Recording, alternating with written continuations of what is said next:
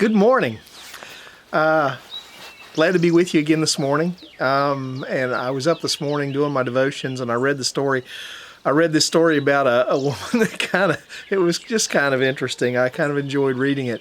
She was talking to a friend and telling him about how she had received a call from the governor. Now, this was in North Dakota. She had received a call from the governor, who had called her about 10:30 one evening, wanting to know if she was pleased with the road work that was being done. Apparently, she had written the governor about the need for the road work to repair damage done to the roads after recent flooding. And so she had got a call at 10:30 in the evening from the governor saying, "What do you think about the road work that's being done in your area?" And apparently this wasn't the first time that she had got a call from a governor. Back sometime before, she had got a call about FEMA money and whether or not how the FEMA money was coming through. And the governor happened to call her when she was in the middle of a home perm. She couldn't exactly tell the governor to wait until she rinsed out her perm. So she went ahead and took the call from the governor, said her hair was a frizzy mess for weeks afterwards. But, her friend was like, what's going on? And she said, well, I found out if you want to get something done, you kind of got to be the squeaky wheel. And you got to take it to the right people and be the squeaky wheel.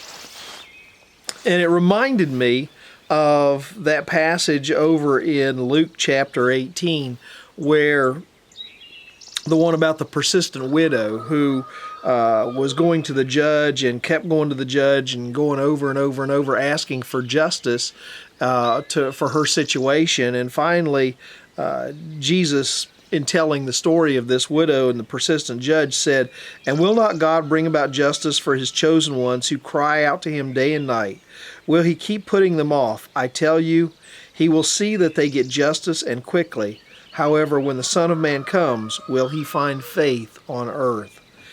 The issue isn't whether or not God cares or is listening. That's not the issue in life. The issue is whether or not we have faith enough to keep being the ones to shake the tree, so to speak, being the ones that will persistently go to God and say, "God, here's a need I have," or "Here's a need that I see," or "Here's a situation," or, what made me think of this morning, we have this little cat, you've all met Kiwi, but we have another cat named Chi-Chi. And Chi-Chi is a little fluffy cat. Maybe I'll try to show you. I showed him to you whenever. It used to be Archie. We found out we found out Archie isn't an Archie. Archie is a Chi-Chi because Archie is pregnant with two kittens, according to the vet. And so I know you think, man, that guy must really be stupid.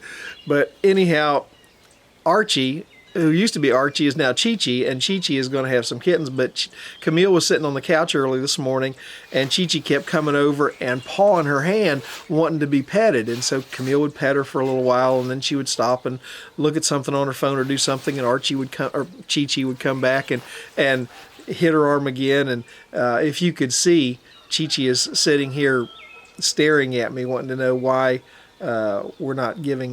why she can't have some attention. But anyhow, she's very attention hungry right now because she is not feeling at her best with kittens inside of her, and she's about ready to give birth.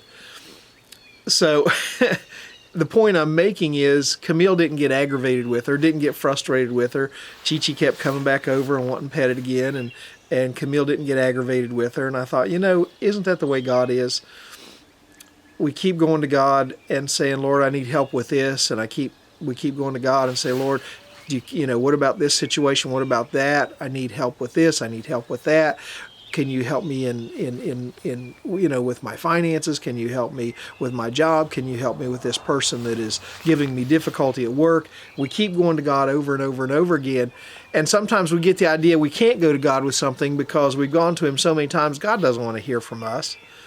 But the Bible teaches us in this story that there's never a time where God doesn't want to hear from us. There's never a time when he says, "You know what? I'm done. I don't care. I don't want to hear from you anymore." There's never a time when that is the situation. So this morning I want to challenge you don't be afraid to pester God. Don't be afraid that you're going to be a pest to God. Don't be afraid to take your concerns and your worries and your doubts and your fears and all the things that happen. I don't care if you're going to Him 10 times a day. You might be surprised. You might be surprised just how often you'll get a response if you become that persistent person that faithfully goes to God in times of need. Well, my time is over. I'm going to get back in here and take care of a couple other things.